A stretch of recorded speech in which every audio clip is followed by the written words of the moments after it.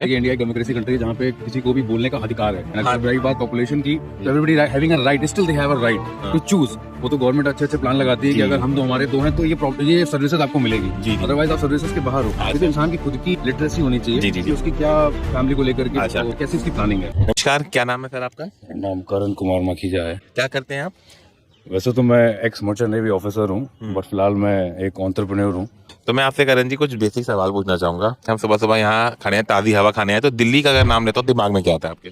Pollution. किस तरीके का pollution? Like air pollution, smoke from the vehicles. और वैसे मैं रह चुका हूँ नोएडा में, मैं रहता था। हाँ जी, हाँ जी। पोल्यूशन की वजह से मैं वहाँ से निकल के कानपुर वापस आया हूँ। क्या आपको क्या लगता है दुनिया के 100 मोस्ट पॉल्यूटेड एयर पॉल्यूटेड शहरों में भारत के कितने शहर होंगे लगभग? 100 में टॉप 10 तो आ ही जाएंगे। थोड़ा निराश होंगे आप इसको जान करके। 100 मोस्ट पॉल्यूटेड शहरों में भारत के 80 से ज्यादा शहर हैं। क्या बात कर रहे हैं? हाँ जी। मैं आपको 4 ऑप्शन दूं कि इनमें से कोई एक ऑप्शन चुनिए। सबसे बड़ी वजह क्या है? गाड़ियां बहुत हो गई हैं। दूसरा ऑप्शन है पराली जलती है पंजाब हरियाणा में। तीसरी वजह ये है कि फैक्ट्रीज हैं वो बहुत लग गई हैं। चौथी सबसे बड़ी वजह ये है कि जितनी जनसंख्या होनी चाहिए उससे बहुत ज्यादा है।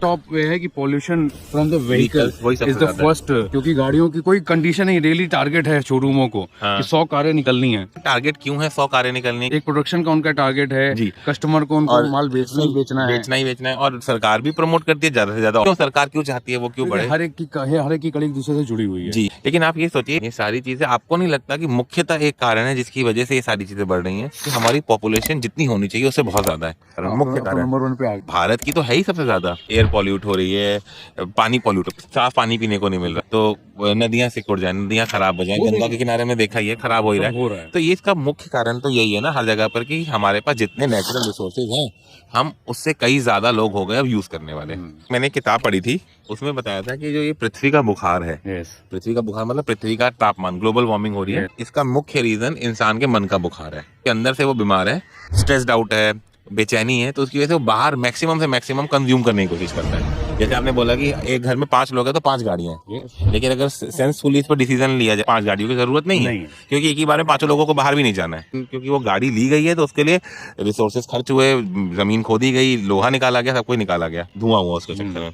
तो क्या आपको नहीं लगता कि सब कुछ डिपेंड करता है, इवन पॉपुलेशन कंट्रोल करना भी इंसान की समझदारी पर डिपेंड करता है? बिल्कुल, है ना। तो वो जो किताब थी उसमें लिखा था कि आंतरिक समझदारी, जितनी ज्यादा इंसान के मन में शांति होगी उतना ज्यादा बाहर दुनिया में शांति होगी। पक्का मुझे लगता है कि आप में बहुत स्कोप है, आप समझ सकते हैं।